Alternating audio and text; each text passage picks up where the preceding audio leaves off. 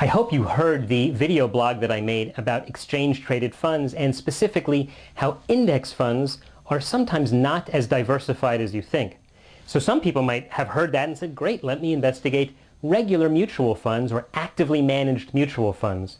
Don't forget, all of the advice we give is not specific advice. These are meant to be educational lessons, and I want you to take the questions that I'm raising to your own financial planner, or be sure to read about them before you do any investing on your own.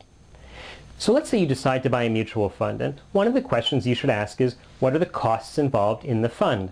Now, there are different funds. Some charge you going in, some charge you going out, some charge you as you go along. Some are called no-load funds, but don't be fooled by the term. The mutual fund managers and the company does make money, so they're not free when they say no load. It's just that you may not be paying an intermediary or you're not paying a sales charge. There are certainly benefits to lowering the fees of your investing, but if you're going to do that, make sure that you understand what you're investing in and that you don't need someone to advise you.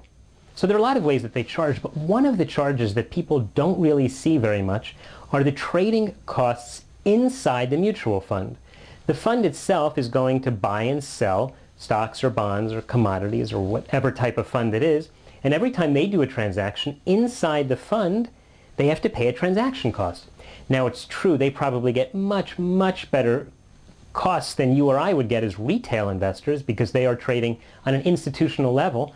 But a fund which is buying and selling a lot, well, if you look at the bottom line, the costs of trading are going to build up over time.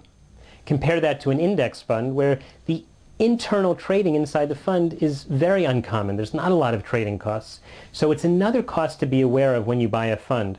A good way to look at it is to see what is the overall turnover in the fund, meaning how much buying and selling happens, and assume that for every trade, or realize that for every trade, there is a cost that is going to cut into your returns. Again, it's not necessarily a problem if they're good managers, but be aware of that. And the other thing to be aware of, if there's a lot of trading in the portfolio, is that if there's a lot of buying and selling, that could create a huge tax bill for you.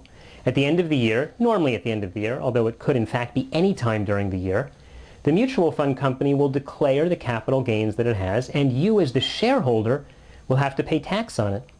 But not if you hold it in an IRA. So a lot of people like to hold some of their actively traded mutual funds in a retirement account. So the question you want to ask your financial advisor is there a lot of trading going on in the fund, and how will that affect me in terms of both the fees as well as the taxes? I hope you enjoyed this pointer about investing in mutual funds. Be sure to check out all of the blogs that we do. We have video blogs, we have also a lot of written blogs, and of course there's the Rich as a King podcast. Check it all out at richasaking.com. I'm Doug Goldstein, the co-author with Susan Polgar. Hope you enjoyed it, and of course if you have any questions, go to the Contact Us page at richasaking.com.